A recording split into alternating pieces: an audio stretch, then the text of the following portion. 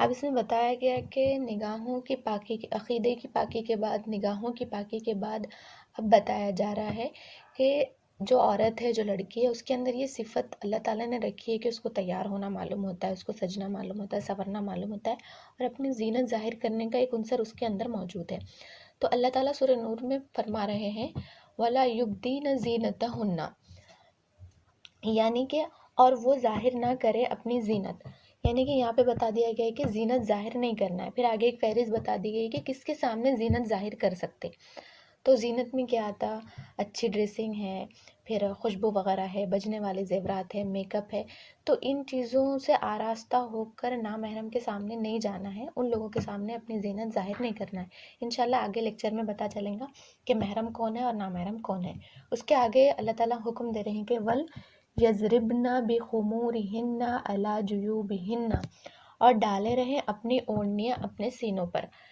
اب حکم مل گیا ہے کہ زینت چھپانا ہے۔ زینت چھپانے کے بعد اس کے بعد حکم مل رہا ہے کہ جو خوبصورتی اللہ تعالیٰ نے جسمانی طور پر عورت کو دے رکھی ہے، اس کو اوڑھنیوں سے اپنے آنچل کو اوڑھنیوں کے آنچل سے ان کو ڈھانک لینا ہے، یعنی کہ ڈریس ہوگا، ڈریس کے اوپر ایک چیز ہوگی اوڑھنی، تو اپنے آپ کو کور کرنے کا حکم یہاں پر اللہ تعالیٰ دے رہے ہیں۔ پھر غور کرے کہ ہماری اوڑھنیاں کہیں گلے تک محدود نہیں رہ جا رہی، کیونکہ آج کل ایسا ہوا کہ فیشن کے نام پہ اور ٹرینڈ چل رہا بھی یہ اسٹائل ہے، تو اس کے نتیجے میں یہ ہو رہا ہے کہ اوڑھنیوں کا جو سائز ہے، جو سینوں تک ہونا چاہیے، قرآن ہم کو جو خود حکم دے رہا، ہماری اوڑھنیاں گلوں تک محدود رہ جا رہی۔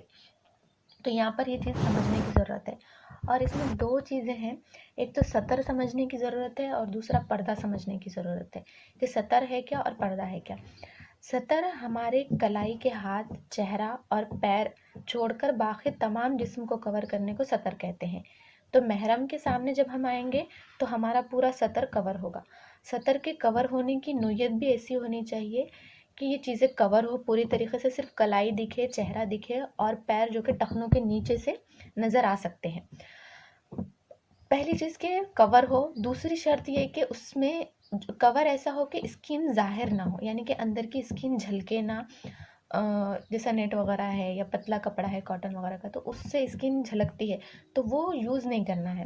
پھر تیسری چیز کہ ایسا فکس لباس نہیں ہونا چاہیے جیسے سلیکس وغیرہ ہے، تو اس سے شیپ اگر ظاہر ہو رہا تو ہمارا سطر کور نہیں ہو رہا پورے طریقے سے، تو یہ چیز سمجھنے کی ضرورت ہے۔ اور سطر اگر کور نہیں ہو رہا تو پھر ہماری نمازیں ناقابل قبول ہوں گی اس عمل کی وجہ سے۔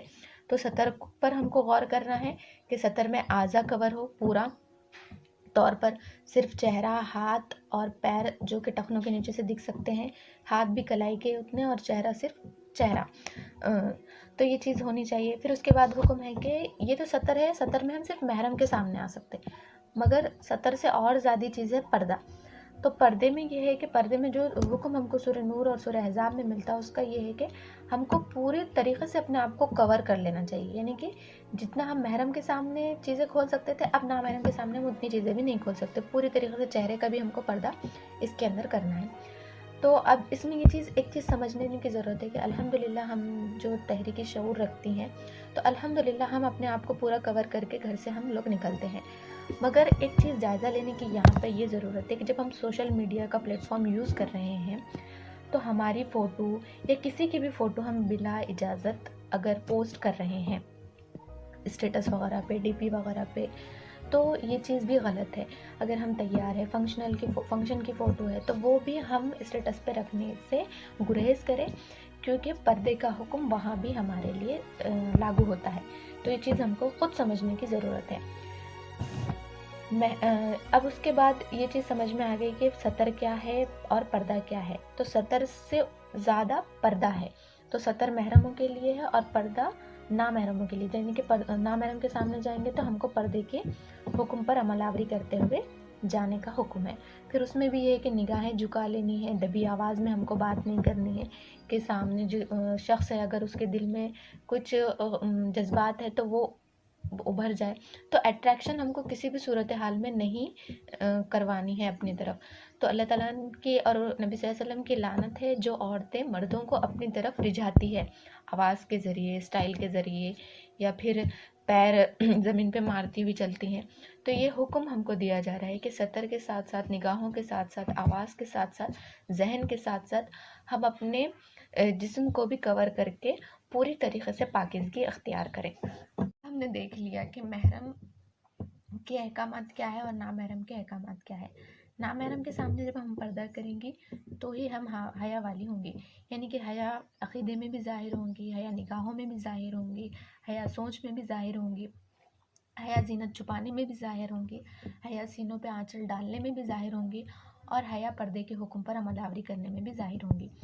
اب دیکھتے ہیں سورہ احزاب کی آیت نمبر 59، جس میں اللہ تعالیٰ نے حکم دیے کہ اے نبی صلی اللہ علیہ وسلم، اپنی بیویوں اور بیٹیوں اور اہل ایمان کی عورتوں سے کہہ دو کہ اپنے اوپر اپنی چادروں کے پلو لٹکا لیا کریں. یہ زیادہ مناسب طریقہ ہے تاکہ وہ پہچان لی جائے اور نہ ستائی جائے. اللہ تعالیٰ غفور الرحیم ہے.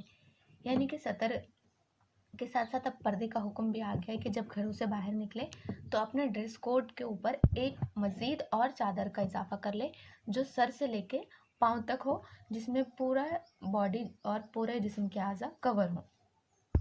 الحمدللہ ہم سب پردے کے احکام کو بھی جانتی ہے. پردے کے حکم کے دو اہم مقاصد ہیں. سب سے پہلے کہ ڈھانک کر عورت کے عزت اور وقار کو بلند کیا جائے. جتنی بھی عورتوں کی جو تحریکات چلتی ہیں، فیمنسٹ جو عورتیں ہیں اور عورت کے حقوق کے نام پر جتنی تحریکیں چلتی ہیں، ان کے سب سے بڑا جو اعتراض وہ یہ ہے کہ عورت کو عزت اور وہ مقام حاصل نہیں ہے. جبکہ اللہ تعالیٰ نے قرآن میں صاف صاف بتا دیے کہ اسلام جو مذہب ہے وہ عورت کو عزت دیتا ہے، اس کے وقار کو بلند کرتا ہے. کس ذریعے سے؟ پردے کا حکم دے کر. تو عورت ڈھانک کر عورت کو اللہ تعالیٰ نے اس کے عزت کو، اس کے مقام کو بلند کیا ہے. اور دوسری چیز، دوسرا مقصد جو پردے کا ہے وہ کہ پہچان لی جائے مگر ستائی نہ جائے.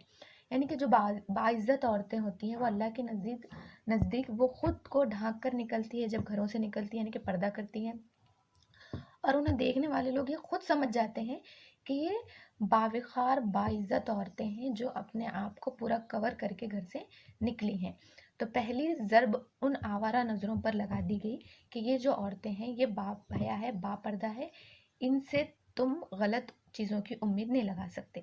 تو یہاں پر پردے کا حکم دے کر عورت کی عزت اور اس کے وقار کو بلند کیا گیا. دوسرا کہ جو لوگ آوارہ نظریں رکھتے ہیں وہ یہ سمجھ لے کہ یہ جو عورتیں پردہ کر کے نکلی ہیں یہ ان کی دال یہاں پر گلنے والی نہیں. یعنی کہ وہ تیار ہو کر رجھا کر نکلنے والی عورتوں میں سے نہیں ہے. اپنی طرف اٹریکٹ کرنے اور ان لوگوں کی آنکھوں کو گرمی بخشنے کے لیے یہ عورتیں یہ والی عورتیں نہیں ہیں. تو یہ چیزیں یہاں پر بتا دی گئی کہ وہ پہچان لے کہ یہ باعزت باوقار عورتیں ہیں جو اللہ تعالیٰ کے حکم پر اپنے حیا کے دامنوں میں رہتی ہیں، اور ان کی نگاہوں پر یہاں پہ کنٹرول لگایا گیا. سب سے پہلے پردہ کرنے سے سوسائٹی میں اور معاشرے میں ایک اچھی فضا عام ہوتی ہے. لوگوں کے اندر جو کرائم کرنے کا جو ریشو بڑھتا جا رہا ہے اس میں کہیں نہ کہیں ڈریسنگ کا سب سے بڑا رول ہے. ڈریسنگ کی بے اعتدالی اور غلط طریقوں پر جو لباس کا جو چلن چلا ہے اس کی وجہ سے ہم دیکھ رہے ہیں کہ آئے دن ہمارے سوسائٹی میں کرائم ریشو بڑھتے چلے جا رہے ہیں. تو سب سے پہلے پردہ